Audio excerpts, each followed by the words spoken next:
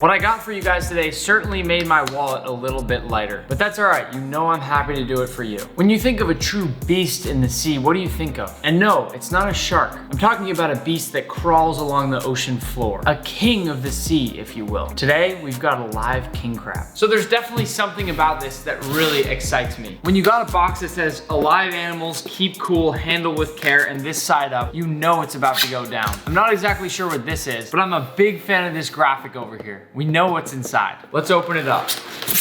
This right here is a true beast. This is a beautiful king crab. It is so difficultly hard to get these live. You've probably only ever seen one of these in the store with that pre-cooked red meat, but let's take him out and get a closer look. Now this crab is utterly beautiful. Now he may not look too alive, but I can tell you right now he is very much alive. For a crab of this size, for him to even move at all, unless he's in the ocean, is a pretty big deal. And as you can see, he's moving his mouth, his face all over the place, which is the way to tell if a king crab is truly alive. Some of these larger animals like king crabs or lobsters are just so big that it takes them a lot of energy to actually move around. You can see here how beautiful he really is. Instead of that red color you see in stores, his shell is almost this dark purple color.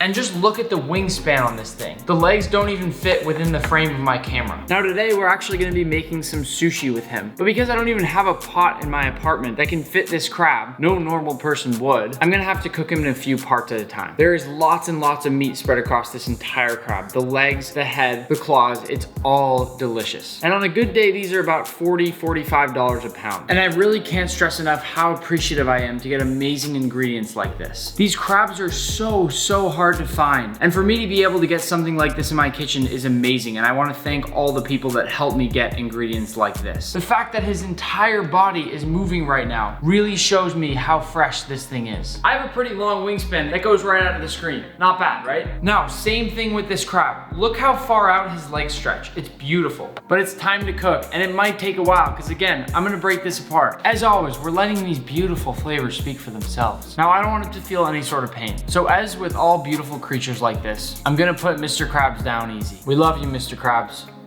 Now I've put him down peacefully and I've broken him into his individual parts. One last time, I just want us to appreciate how beautiful this is. I'll be the first to say that killing animals really does make me sad. And I'm not just saying that, but in order to teach people about food, I really want to show everything. And this is a beautiful, fascinating species. Oftentimes, they're actually caught at sea and tossed right into boiling salt water to cook them immediately. Then those legs are frozen and distributed across the entire country. And that's what you'll typically find, these big frozen king crab legs that quite frankly don't taste all that good. I'll place him in 2 boiling pots of water and let that cook for about 15 minutes until we get that perfectly cooked meat. So our beautiful crab is looking pretty done to me. And what I immediately like to do with lobster, crab, anything that can overcook quickly is wash it really well under cold water. This will halt the cooking process and keep it at that perfect level of doneness for you. Now, it's always been fascinating to me that we go from that beautiful purple color to this sudden orange-red color. To me, I actually feel that they're equally beautiful. But now that we have to cut this open, there's one thing you have to watch out for. Look at those spikes. A king crab can really mess you up. So I'll teach you how to do this without getting cut. And no gloves are needed. Let's start with a nice big claw. The first step is to actually separate out those plasticky-like strands that go up through each leg of the crab. To do that, you want to crack back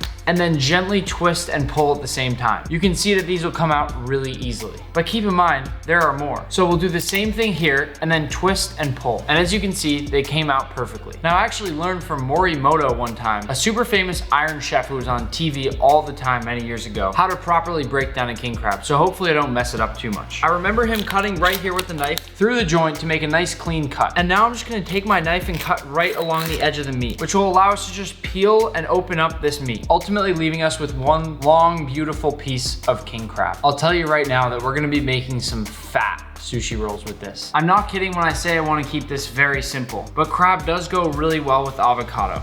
I'm gonna be honest, this avocado wasn't very ripe and I literally just cut right through the pit. But come on, that's actually pretty cool. I actually think I can still salvage this avocado. And then just take a few nice thin pieces that I'm confident will go perfectly with my king crab sushi. And now we are ready to assemble. I'll start with my piece of nori and then I'll spread some of my beautiful sushi rice all over it. I sometimes find that if you wet your hands, it helps a lot to prevent stickiness. this. I know oftentimes people flip this over and then build the sushi the other way. I wanna try the different style here, where the nori's on the outside. From here, I'll put down my piece of king crab, followed by just a few pieces of my avocado, a light painting of soy sauce, sesame oil, and mirin. 3 very Japanese style things that I think make for a very delicious coating. And then just a tiny dusting of nori and sesame seeds. I'll then go ahead and roll this up. You start by pressing in once you fully covered the meat inside, and then continue rolling until you finish the entire roll. And this right here is a beautiful sushi roll. Now I'll just make some really nice clean cuts with my knife and take a good look at the inside of that roll. That's perfection. I'll take a few nice slices and lay out my beautiful pieces of sushi. This is a great example of keep it simple, but let me tell you, I couldn't be more excited to try what we've made. This right here is a gorgeous piece of sushi. I took a little nibble of the crab. I know, a little bit of a naughty move. And without hesitation, I can tell you it's the sweetest, most beautiful king crab I've ever tasted. I think that's an important step. Always taste your food before you go ahead and mix in other ingredients. It's good to know what it tastes like by itself. And as a good chef or cook, you need to have a really good understanding of the product that you're working with before you work in other flavors. But I can't wait any longer. Let's try this.